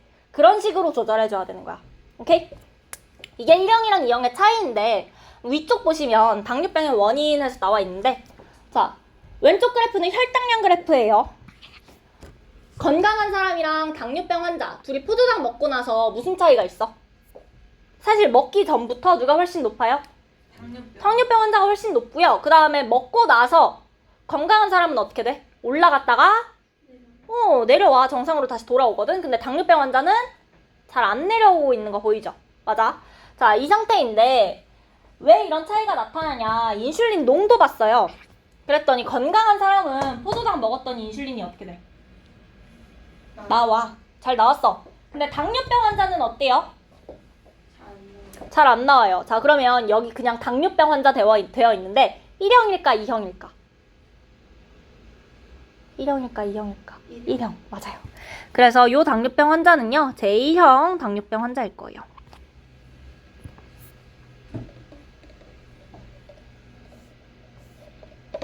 오케이, 됐을까요? 자, 그러면 혈당량은 일단 여기까지 보시면 될 것 같고 그 다음으로 삼투압 조절이 있어요. 삼투압 조절. 자, 삼투압이라고 하면 삼투라는 단어는 들어보셨죠? 삼투가 뭐야? 낮은 데서 높은 데 물이 이동. 맞아요. 낮은 데에서 높은 데로 물이 이동하는 거. 낮은 데에서 높은 데도 맞아 중요한데 그러니까 농도를 똑같게 맞춰주려고 용질이 아니라 용매가 이동하는 현상이야. 그러다 보니까 낮은 곳에서 높은 곳으로 이동을 할 거고요. 그게 삼투고요. 사실 삼투압이라고 하면 정확하게는 걔는 반투과성 막을 사이에 두고 용매가 움직이는 거였지. 그래서 그 용매가 움직일 때 나타나는 압력을 우리가 삼투압이라고 해. 그렇지만 우리 그냥 생명과학, 고등학교 생명과학 수준에서는 그냥 농도 생각하셔도 괜찮아요. 그냥 농도라고 그 치환해서 문제를 풀어도 똑같아. 그래서 혈당의 농도, 혈당 삼투압을 왜 조절해야 되냐? 고장액, 저장액 기억하세요? 적혈구를 고장액에 넣으면 농도가 높은 데다 넣으면 어떻게 됐어? 아니야, 둘 다 좀 반대로 해. 그렇지, 쪼그라들어요. 농도 높은 데다 넣으면 쪼글쪼글해졌어. 낮은 데다 저장액에 넣으면 그렇지, 그때 터졌어요. 맞아? 그러니까 혈당 삼투압이 조절이 돼야 되는 거야. 혈당 삼투압이 조절이 안 되면 적혈구 터진다니까? 아니 쭈글쭈글해진다니까? 그래서 일정하게 조절을 해줘야 되는데 그냥 삼투압 아니고요. 혈장의 삼투압을 조절해 줄 거예요. 자, 그래서 혈장 삼투압 조절 당연히 중추는 시상하부겠죠. 당연히 중추는 시상하부고 그 다음에 어떤 호르몬이 작용하냐? 이게 ADH가 조절을 할 거야. 항이뇨 호르몬 ADH를 내가 안 써놓고 왔었네. 항이뇨 호르몬은 약자로 ADH라고 읽을 거예요. 오케이? ADH의 분비를 조절해서 혈장 삼투압 조절을 할 건데 어떻게 하느냐? 밑에 있는 그림 보시면요. 땀을 많이 흘렸어요. 수분 손실이 일어난 거죠. 그럼 내 몸의 농도가 어떻게 될까? 내 몸 그 액체들의 농도가 올라갈 거야. 내가 지금 땀 흘릴 때 내 물이 막 빠졌어. 그러면 그 농도가 몸의 농도가 올라갈 수밖에 없죠. 용매가 줄어든 거니까. 맞아? 그래서 혈장 삼투압이 증가해요. 맞아? 증가를 했어. 자, 그럼 이거 누가 본다? 시상하부가 감지를 했어. 그래서 뇌하수체 후엽에서 이번엔 후엽이에요. 후엽에서 ADH의 분비가 증가를 한대. ADH의 역할이 뭐였어요? 결과 말고 역할. 콩팥에서 뭐를? 물의 제흡수를 증가시키는 거야. ADH의 분비가 증가하면요. 콩팥에서 물의 제흡수가 증가해요. 자, ADH 분비가 증가하게 되면 콩팥에서 오줌이 될 뻔한 물들을 피로 들고 온다고. 그럼 피 속에 물이 어떻게 돼? 피 속으로 물이 계속 들어오면 물이 많아지죠. 그럼 피의 농도가 어떻게 돼? 낮아지죠. 맞아? 자, 우리 땀 많이 흘려서 지금 피의 농도가 높아져 있었어. 그래서 콩팥에서 물의 제흡수를 했더니 피의 농도가 다시 정상으로 낮아진 거야. 맞아요? 그래서 우리가 ADH 분비 증가시켜서 콩팥에서 물의 제흡수를 증가시키면 혈장 삼투압 다시 낮아질 거예요. 어렵지 않죠? 괜찮아요? 자, 그 다음에 만약에 내가 물을 많이 마셨어. 물이 많이 들어오면 내 피의 농도는 어떻게 될까? 낮아질 거야. 여기까지는 당연하죠? 물 많이 마셨으니까. 된 거지? 자, 그러면 이때 시상하부에서 감지를 하고 뇌하수체 후엽에서 ADH의 분비를 감소시킬 거예요. 왜? ADH는 콩팥에서 물의 대흡수를 증가시키는 애거든? 그러니까 피로 계속 물을 가져오는 애인데 내가 지금 피에 이미 물이 너무 많아. 그래서 농도가 낮아졌으니까 오히려 오줌으로 빼내야 되죠. 그래서 재흡수 안 시키고 다 오줌으로 빼낼 거야. 오케이? 그러면 오줌으로 물 다 나가고 나면 혈장 삼투압, 혈장 농도 어떻게 된다? 다시 증가한다. 맞아요. 그러면 정상 범위로 돌아올 거다. 간단하죠? 아니니? 아니야? 이것까지는 그래도 대부분 간단하던데. 아닐까요? 자, 혈장 삼투압 높아지게 되면 ADH 분비가 어떻게 돼야 된다고? 증가해야 된다. 혈장 삼투압이 높아지면 뇌하수체 후엽에서 ADH 분비가 증가하면서 콩팥에서 물의 재흡수량이 어떻게 된다? 증가할 거다. 피로 많이 들고 올 거다. 계속 머릿속으로 계속 굴려서 생각해봐 일단. 피로 물을 막 들고 오면 피의 농도, 혈장 삼투압은 다시 어떻게 된다? 다시 줄어들 거다. 그래서 혈장 삼투압이 정상으로 돌아온다. 자, 그 다음에 내가 물을 많이 마셨어. 혈장 삼투압 어떻게 돼? 내려갈 거야. 맞아? 내려갈 거야. 그러면 물이 많아서 농도가 낮아진 거니까 물을 어떻게 해야 돼? 오줌으로 빼내야 되죠? ADH 분비가 어떻게 된다? 줄어든다. 그리고 ADH 분비가 줄어들었다는 건 물의 재흡수량이 줄어들었다는 거야. 재흡수라는 건 피로 들고 오는 거예요. 재흡수량이 줄었다는 건 오줌으로 나간다는 거야. 오케이? 그래서 오줌량이 증가하면서 오줌량이 증가를 할 거고, 자, 그 다음에 혈장 삼투압 다시 올라갈 거예요. 물로 다 빼냈으니까, 오줌으로 다 빼냈으니까. 그래서 정상 범위로 돌아온다. 오케이? 됐어요? 자, 다시 보시면 혈장 삼투압 증가하면서 뇌하수체 후엽에서 ADH 분비 증가해요. 콩팥에서 물의 재흡수량 증가해. 그러면 오줌이 되려던 물을 피로 들고 왔으면 오줌 양은 어떻게 될까? 줄어들어요. 맞아요. 오줌 생성량 감소가 그 뜻이에요. 오줌이 줄어들어. 자, 그 다음에 내가 물의 재흡수를 증가시키는 거지. 그 남아있는 용질들 말고요. 물의 재흡수를 증가시켰으니까 오줌의 농도는 어떻게 될까? 진해질 거야. 그치? 그래서 오줌 삼투압 증가하게 될 거예요. 오케이? 자, 그 다음에 내가 물 많이 마셔서 혈장 삼투압 낮아졌어. 뇌하수체 후엽에서 ADH 분비 줄어들어요. 오케이? 자, 그러면 콩팥에서 물의 재흡수량 감소해. 물의 재흡수가 감소했다는 건 피로 안 들어오고 다 오줌으로 나간다는 거야. 그러면 오줌 생성량은 어떻게 된다? 늘어난다. 맞아요. 증가해요. 그 다음에 오줌에 물이 많아진 거니까 오줌 농도는 어떻게 된다? 오줌 농도는 맑아지는 거다. 감소하는 거다. 오케이? 응. 됐어요? 요 과정 계속해서 기억을 해주셔야 돼요. 자, 그래서 혈장 삼투압 조절 요거 하기 전에 셋 중에선 너네 체온이랑 혈당량이랑 삼투압 중에선 뭐가 제일 어려워? 너네가 느끼기엔? 혈당량? 당신은? 혈당량? 그건 또 의외네. 그런가? 혈당량, 그렇죠. 혈당량은 근데 다행히도 혈당량이 문제는 제일 쉬워요. 혈당량이 제일 쉽고요. 제일 어려운 건 삼투압이에요. 제일 그림은 간단한데 얘가 제일 어렵거든요. 왜 어렵냐? 자, ADH 분비가 증가하면 혈장 삼투압이 어떻게 된다고?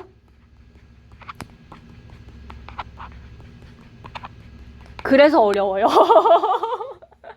어떻게 된다고? 옆에 봐봐. 그림. 어떻게 된대? ADH 분비 증가하면 뭐가 증가해? 콩팥에서 물에 재흡수가 증가하면 혈장 삼투압은 어떻게 돼야 돼? 쟤 믿지 마. 쟤 지금 틀렸으니까. ADH 분비가 증가하면 콩팥에서 물의 재흡수가 증가하는 거야. 피에 물이 많아진다고. 물이 많아지면 농도 어떻게 돼야 돼? 낮아져야지. 혈장 삼투압 낮아져요. 그럼 오줌 삼투압은 어떻게 될까? 증가. 맞아요. 오줌 삼투압은 증가해요. 오줌이 되려던 물을 전부 다 피로 들고 왔으니까. 맞아? 자, 그 다음에 혈액량은 어떻게 될까? 맞아요. 혈액량은 증가해요. 오줌이 되려던 그 물을 다 피로 들고 왔으니까. 그 다음에 오줌량은요? 오줌량은 감소하게 될 거예요. 오케이? 자, 그 다음에 추가로 우리 혈액량이 증가하면 혈압은 어떻게 될 것 같아? 낮아져요. 자, 호스 안에 물이 많이 흘러. 엄청 꽉꽉 넘치게 흘러. 호스에 가해지는 압력이 어떨까? 세요. 세지죠? 혈액량이 증가하면 혈압도 증가할 거예요. 오케이? 자, 그래서 이 ADH가 왜 어렵냐? ADH 분비량이 증가했을 때 오줌 삼투압이 어떻게 되냐고 물어볼 거라는 거지. 그러면 우리가 지금 처음부터 하나하나 해가지고 생각해서 그래서 콩팥에서 물의 재흡수가 일어나는데 재흡수가 어디서 어디로 일어나니까 오줌 삼투압이 어떻게 될 거다까지 오는 게 오래 걸려서 어려운 거예요, 처음에. 그래서 요 과정을 머릿속에서 계속 그려서 왜 그런지를 이해하고 나면 요거는 그냥 어느 정도 외우시는 것도 괜찮아요. 자, 그 다음에 ADH 분비가 증가하면 혈장 삼투압이 어떻게 된다고? 낮아진다고 했죠? ADH는 언제 분비가 증가하는데? 우리 집은 어? 네. 뭐라고? 몸에 물이 별로 없을 때. 그러면 우리 유식한 말로 해줄래요? 혈장 삼투압이 어떻게 됐을 때? 높아졌을 높아졌을 때! 혈장 삼투압이 높아졌을 때 ADH 분비량이 증가하는 거예요. ADH 분비 증가의 결과가 혈장 삼투압이 낮아지는 거고요. 됐어요? 연결 잘 해주셔야 돼요. 생각보다 많이 헷갈려요, 이거. 오케이? 자, 그러면 그 밑에 있는 혈장 삼투압 조절 요 그래프 한번 보실 건데, 왼쪽 그래프는요, 혈장 삼투압이 높아질수록 항인효 호르몬은 많이 분비되니 적게 분비되니?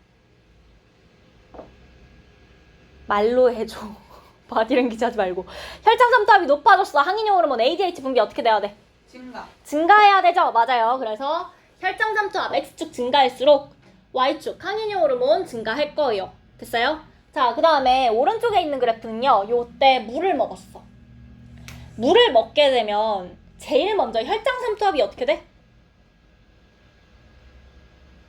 물 먹었어. 피에 물이 많아졌어. 혈장 삼투압이 낮아져요. 낮아져요. 맞아요. 혈장 삼투압이 낮아졌어요. 그래서 혈장 삼투압 낮아졌더니 시상하부가 감지를 했어. 그 다음에 어떻게 돼? ADH를 감소. ADH 분비량을 감소시킬 거예요. 맞아요. ADH 분비를 감소시키면 어떻게 돼요? 너 수화하니? 콩팥에서 물의 재흡수를 콩팥에서 물의 재흡수하는 거를 좀 억제시킬 거야. 맞아. 그러면 오줌의 양은 어떻게 될까? 증가해요. 오줌 삼투압은요? 낮아져요. 오케이? 그래서 이 초록색 그래프는 오줌 삼투압이야. 오줌 삼투압 낮아지는 거. 겹쳐서 있지만 혈장 삼투압 낮아지면서 ADH 분비량 줄어들면서 오줌 삼투압 낮아진 거예요. 오케이? 자, 그 다음에 그러면 오줌 삼투압 낮아졌다라는 건 오줌량은 증가했다는 거죠. 자, 오줌으로 물을 다 빼냈어. 그럼 혈장 삼투압 결과적으로 어떻게 돼? 다시 증가해야겠지. 맞아요. 자, 다시 증가하면 ADH 분비량이 다시 돌아올 거야. 다시 높아질 거야. 그러면 콩팥에서 물의 재흡수가 다시 촉진될 거고 오줌량이 감소할 거고 오줌 삼투압은 어떻게 된다? 다시 증가하는 거다. 겹쳐져서 그려져 있지만 물 먹어서 혈장 삼투압 변화하면서 ADH 분비량 바뀌면서 오줌 삼투압이 바뀐 거예요. 오케이? 그 다음에 여기에 겹쳐서 이렇게 그려주면 이거는 오줌 생성량 그래프로 나오게 될 거야.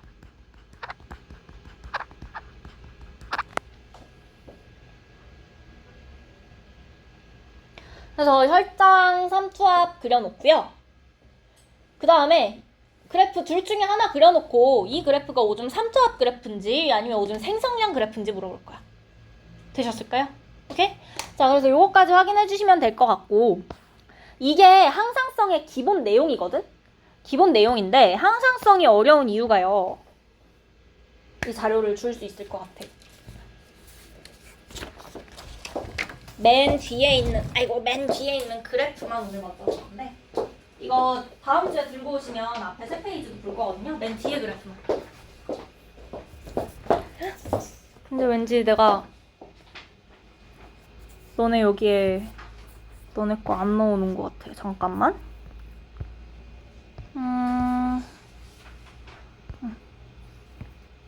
자, 맨 마지막 페이지 이 그래프만 보실게요. 문제가 뭐냐, 항상성에서 배운 건 그래서 메커니즘적으로 배웠어. 체온이 떨어지면 어떻게 되는지, 혈당량 떨어지면 어떻게 되는지 배웠는데 문제는 전부 다 이렇게 그래프로 나올 거예요. 그래프 해석하라고. 생각보다 내용이 쉬웠죠? 왜 그랬냐, 그래프 해석하셔야 되거든. 자, 그래서 혈당량 그래프 먼저 보시면 탄수화물 섭취하고 증가하는 호르몬 뭐겠어? 인슐린. 그래서 기억이 인슐린이야. 맞죠? 그 다음에 탄수화물 섭취 후에 줄어드는 거 글루카곤일 거야. 왜? 탄수화물 섭취하면 혈당량이 어떻게 되는데? 높아져야 점점 수화가 늘어나고 있어요, 다 같이. 자, 늘어나니까 혈당량이 높아지니까 인슐린 분비 증가하고 글루카곤 감소한다. 첫 번째 그래프 어렵지 않죠? 제일 기본적인 그래프고요. 자, 근데 두 번째 그래프는 뭐냐? 탄수화물 섭취하고 나서 시간에 따른 그래프가 아니고요. X축이 포도당 농도야. 포도당 농도가 증가했을 때 같이 증가하는 요 호르몬 뭐겠어? 인슐린인 거야. 맞아. 포도당 농도가 높아지면, 혈당량이 높아지면 많이 나오는 호르몬이 인슐린이죠. 그 다음에 혈당량이 낮아지면, 포도당 농도 낮아질수록 많이 나오는 게 글루카곤인 거고. 두 번째 그래프 되셨을까요? 자, 그 다음에 세 번째 그래프 보시면 밥 먹고 나서요, 혈중 인슐린 농도에 대해서 이야기를 하고 있는데, 정상인 그래프가 점선 그래프예요. 밥 먹고 나면 혈당량이 올라갈 거야. 그럼 당연히 인슐린 농도 올라가야 돼요. 저게 정상인인데 A는 어때? 인슐린 농도가 안 올라가고 있죠. 그럼 당뇨병 환자 중에서도 1형이야, 2형이야? 1형 당뇨병 환자라는 거 알 수 있어요. 그런데 이거 정상인인지 아닌지 지워놓고 저게 정상인인지 당뇨병인지 물어보면 너네 그거 알 수 있어? 없어. 왜? 2형 당뇨병도 인슐린 나와요. 맞아. 그래서 이 그래프는요, 이 얘기를 왜 하냐, 이 그래프는 정상인이랑 1형 당뇨병만 구분할 수 있어. 인슐린 농도 가지고 이야기할 땐 1형 당뇨병인지 아닌지 이야기를 할 거고요. 자, 그 다음에 밑에 있는 그래프 보시면 Y축이 혈당량이야. 포도당 섭취하고 나서요, 정상인은 혈당량이 올라갔다 다시 돌아와. 맞아? 그런데 당뇨병 환자는 어때? 계속 증가해 있어요. 잘 안 떨어져요. 맞아? 자, 그러면 저 A는요, 1형 당뇨일까, 2형 당뇨일까? 2형. 구분 못한다고. 왜? 당뇨는 1형이든 2형이든 포도당 먹고 나서 혈당량 안 떨어질 거거든? 1형인지 2형인지 구분하는 거 아니고요. 당뇨인지 아닌지만 알 수 있는 그래프. 그게 혈당량이 Y축에 있으면 우리가 당뇨인지 아닌지만 확인할 수 있는 거야. 자, 그 다음으로 맨 밑에 그래프 먼저 보시면 A라는 사람이랑 B라는 사람이 있어. 둘 다 당뇨병인데 A는요, 탄수화물이랑 인슐린 같이 넣어줬더니 혈당량이 어떻게 돼? 올라가요. 혈당량이죠. 그쵸? B는요, 탄수화물이랑 인슐린 같이 넣어줬더니 혈당량이 어떻게 돼? 내려가요. 무슨 차이냐? A는 인슐린을 넣어줬는데도 포도당 농도가 증가를 해. B는 인슐린 넣어줬더니 포도당 농도가 감소해요. 누가 인슐린에 반응한 거야? B가 반응한 거죠. 그럼 B는 1형이니 2형이니? 1형이라는 거예요. 그래서 이런 식으로 그래프 나와줘야지 1형인지 2형인지 구분이 가능할 거예요. 오케이? 됐어요? 자, 그 다음으로 여기 사이에 빼놓고 온 그래프는요, A는 인슐린이 정상적으로 나오는 경우야. 그래프를 보시면 세포 밖의 포도당 농도, 혈당량이 높아지면요, 인슐린이 나오겠어, 안 나오겠어? 정상인이면? 나와요. 인슐린 나오죠. 인슐린이 나오게 되면요, 인슐린의 역할이 포도당을 글리코젠으로 바꾸는 것도 있었지만 세포 안으로 포도당을 흡수하는 것도 있었어. 그러면 인슐린이 나오는 A 같은 경우에는 혈당량이 높아지게 되면 세포 안으로 흡수하는 양도 늘어나겠죠. 그게 A야. 그런데 B는요, 혈당량이 높아지고 있는데도 세포 안으로 흡수돼야 안 돼. 안 되죠. 맞아? 그래서 인슐린 제대로 안 나오고 있는 거다 생각하실 수 있어요. 오케이? 자, 여기까지 봐주시면 혈당량 요거 말고도 그래프 더 있어요. 더 있긴 있는데 일단 잘 나오는 거. 그 다음에 당뇨병 관련해서 중요한 그래프 요 정도 생각하시면 될 것 같고, 그 다음에 오른쪽에 체온 볼게요. 체온. 자, 체온 그래프인데 첫 번째로 이거는 기억이랑 니은은요. 둘 중 하나는 뜨거운 물 들어간 거고 둘 중 하나는 차가운 물 들어간 거야. 어떤 게 뜨거운 물이고 어떤 게 차가운 물일까? 기억이 찬물이고 니은이 따뜻한 물. 진짜 놀랍게도 한 진짜 50% 이상이야. 한 80까지는 안 된다. 한 6, 70%는 진짜 저렇게 대답해. 근데 얘들아 너네 열탕 들어가면 체온 어떻게 될 것 같아? 올라가면 냉탕 들어가면? 차가워. 그러면 누가 뜨거운 물이겠어? 기억이 뜨거운 물이야. 자, 우리 뜨거운 물 들어가면 체온이 올라가서 체온을 낮춰주려고 하는 거예요. 냉탕 들어가면 체온이 낮아져서 체온을 높여주려고 하는 거거든? 그냥 내가 그 열탕에 들어갔다고 뜨거운 데 들어갔다고 그냥 체온이 뚝 떨어지는 게 아니야. 오케이? 그래서 체온 이야기 하고 있으면 뜨거운 데 들어갔으면 당연히 온도 체온 올라가야 되고 냉탕 들어갔으면 당연히 내려가야 돼요. 얘 그 배우기 전에 물어보면 이거 아무도 안 틀릴 거거든? 배우고 나서 물어보면 애들이 이거 생각보다 많이 틀려요. 오케이? 보온이고 저온인 거 기억해 주시고 자, 그 다음에 A랑 B는요. 하나는 발생량이고 하나는 발산량이야. 체온이 높아졌을 때 증가하는 A는 발생량일까 발산량일까? 발산량이죠. 집에서 잘 공부하시면 돼요. 자, 그 다음에 체온이 떨어졌을 때 증가하는 B는요. 발생량이 되겠죠. 오케이? 자, 제일 많이 나오는 그래프예요. 확인해 주셔야 되고 요 그래프랑 사실 같은 그래프인데 요런 그래프로도 나올 수 있어. 자, 그래서 저온 자극을 받으면 기억이 팍 줄어들고요. 고온 자극을 받으면요. 기억이 팍 늘어나요. 그럼 이거 뭐겠어? 발생이야, 발산이야? 발생. 발산. 발산. 써있어. 베껴. 자, 저온 자극 받으면 내려가는 거. 발산량 맞죠? 고온 자극 받으면 증가하는 거. 발산량 맞죠? 요런 그래프로도 나올 수 있으니까 사실 위에랑 같은 얘기하는 그래프긴 해요.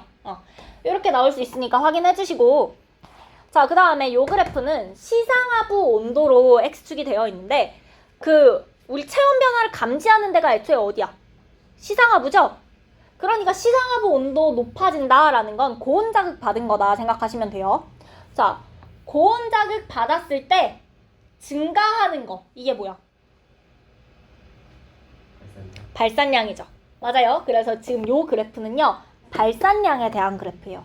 발생량을 그래프로 그리면 어떻게 되냐? 요런 식으로 나올 거예요. 맞아. 저온 자극 받았을 때 증가하는 거 요렇게 그려주면 이건 발생량 그래프. 요것도 같이 많이 나오긴 하는데 뒤집으면 돼가지고 따로 그려놓진 않았어요. 됐죠? 자, 그 다음에 요거는요 23년도 10월 기출 자료인데 요거는 질문이 많이 들어오는 그래프여가지고 한번 보시면 운동을 시작했더니 운동하면 우리 몸 체온 어떻게 돼? 올라가. 맞아. 그거 당연하지. 그 다음에 운동 끝나면 체온 다시 떨어질 거예요. 그쵸?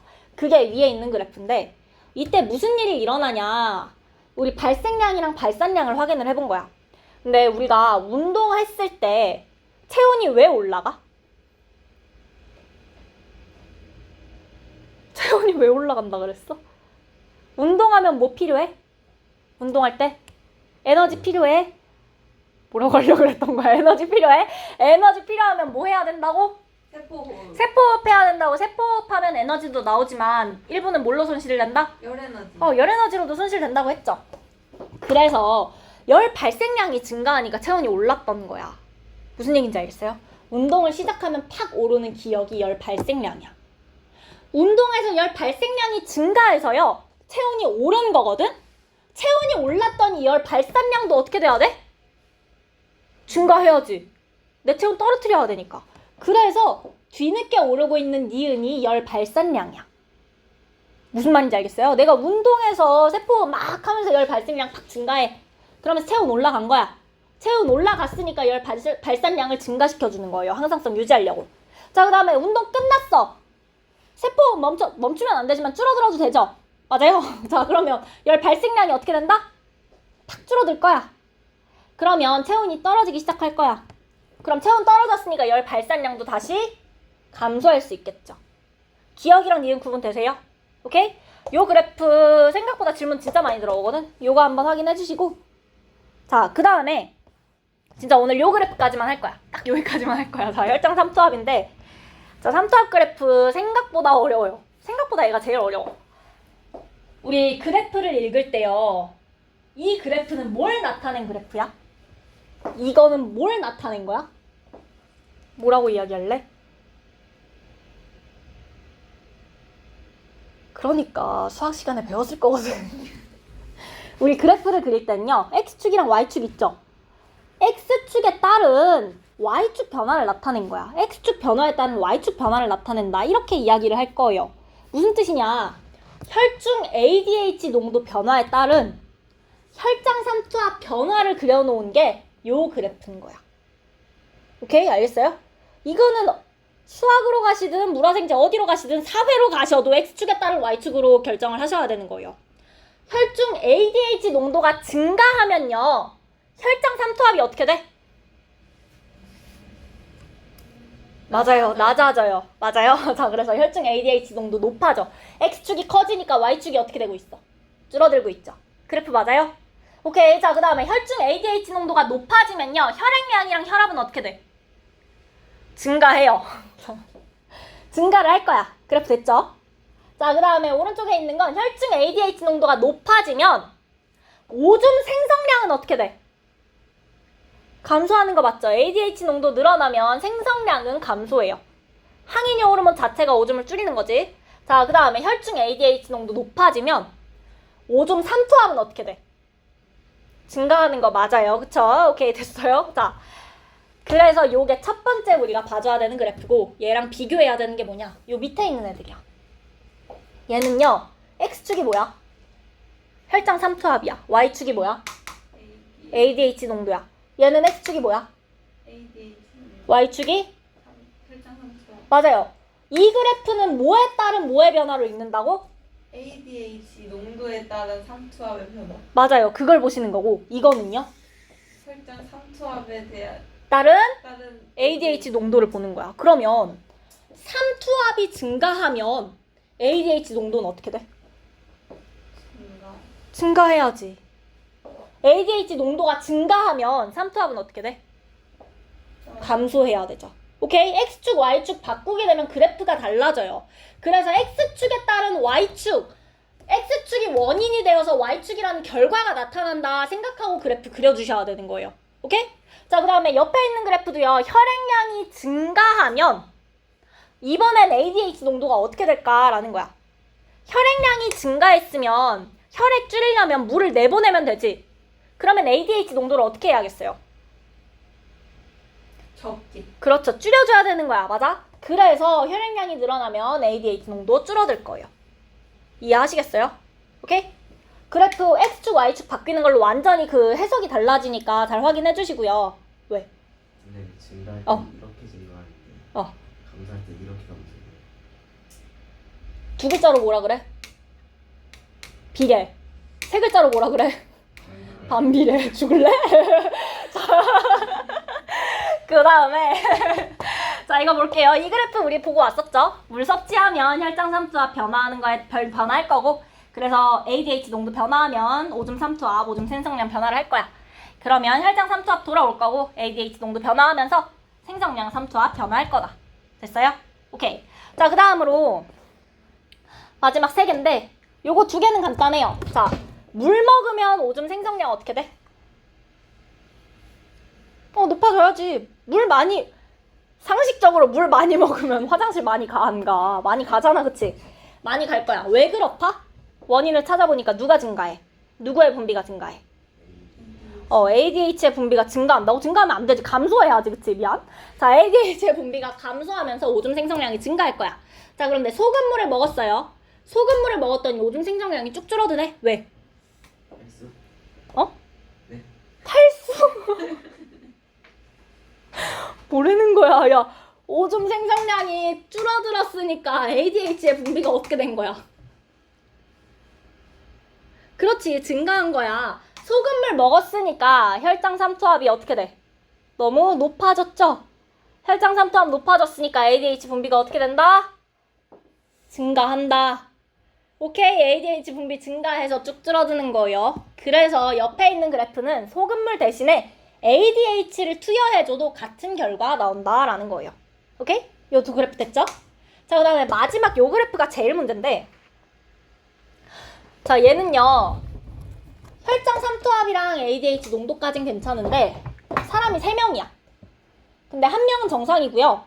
한 명은 혈액량이 감소했고요. 한 명은 혈액량이 증가한 상태예요. ADH가 기본적으로 우리가 혈장 삼투압으로 배웠어. 맞아. 맞는데 혈장 삼투압에만 영향을 주는 게 아니라 혈액량에도 영향을 주고 있거든요. 근데 혈압도 우리가 유지가 되어야 되지. 혈압 높아지면 고혈압이니까, 그치? 혈압도 유지를 해줘야 되기 때문에 얘가 혈장 삼투압만 놓고 무작정 조절을 하는 게 아니라 혈액량도 같이 조절을 해줘야 돼요. 그래서 자, 정상이 있고 혈액량, 정상보다 혈액량이 증가한 상태를 먼저 볼게.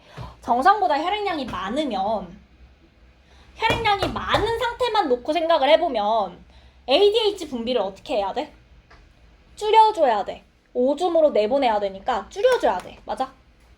증가한 상태만 놓고 보면 ADH 분비 자체가 줄어들어야 되는데 근데 혈액량은 증가했어도 삼투압이 증가할 수 있거든. 증가했어도 증가할 수 있거든. 혈액량이 증가한 상태에서 ADH 농도가 낮게 유지되긴 하지만 혈장 삼투압에 따라서 증가는 할 거예요. 그게 요 그래프야. 정상이랑 비교하면 어떻게 되냐. 혈장 삼투압은 둘 다 좀 높아요. 높은 상태야. 높은 상태지만 정상일 때는 그러면 ADH 분비량 증가시켜서 좀 빼내면 되는데 넣으면 되는데 그러니까 피로 들어오면 되는데 혈액량이 증가한 상태에서는 무작정 혈액으로 들고 올 수가 없어. 안 그래도 혈액량이 많은데 혈장 삼투압 높다고 물 재흡수를 막 하면 혈압이 어떻게 돼? 너무 높아지잖아, 그치? 그래서 그 최적의 밸런스를 찾아야 되는 거야. 그래서 ADH 농도가 같은 혈장 삼투압일 때도 더 낮아지는 거예요. 무슨 말인지 알겠어요? 혈액량이랑 혈장 삼투압을 둘 다 조절하는 애라서. 얘네 둘이 놓고 어떤 게 정상인지 어떤 게 증가한 상태인지 물어보면 밑에 게 증가고 위에 게 정상이다 라고 아셔야 되는 거예요. 자, 그 다음에 그러면 반대로 혈액량이 감소한 상태는 어떻게 되느냐. 혈액량이 감소했으니까 혈장 삼투압이 낮을 때는 사실 ADH가 안 나와도 돼. 그치? 분비가 좀 억제되어 있어야 돼. 그런데 혈액량이 감소했으면 물을 재흡수 해야 돼, 안 해야 돼? 해야 되지. 그래서 정상이랑 비교했을 때요. 같은 혈장 삼투압을 가지고 있어도 ADH 농도가 더 높아요. 혈장 삼투압이 좀 낮아지더라도 혈액량도 맞춰줘야 되는 거야.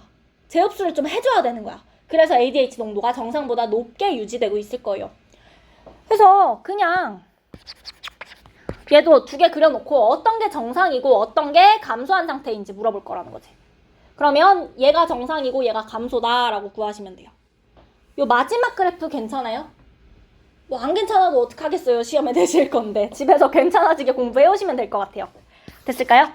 자, 그러면 우리 진짜 오늘 여기까지만 할 거고 이제 숙제 알려드릴게요. 숙제. 왜 웃어, 왜? 자, 우리 항상성 파트 다 풀 거라서 그 앞에서부터 쭉쭉 하셔서 여기 175쪽까지 해주시면 될 것 같아요. 항상성 175쪽까지 해주시면 되고 그 다음에 내가 너네 기출픽을 저번 주에 어디까지 내줬지? 그 기관계까지 했었죠. 그 대사성질환까지 했었지. 74쪽부터 84쪽인가 보다. 숙제가. 맞아요. 74부터 84.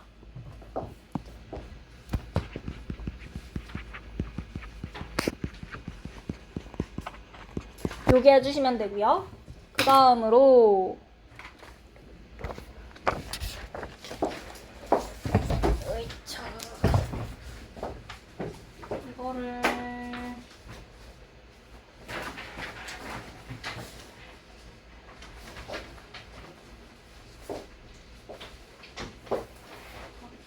그 신경은요 반드시 해주셔야 되고 뒤에 있는 거 수특 항상성 2점짜리만 해놓은 거거든요.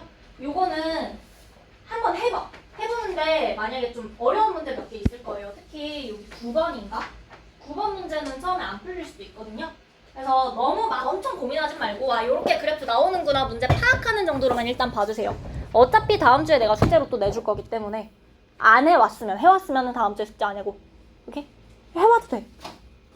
됐을까요? 오케이. 자, 그러면 정리하고 갑시다.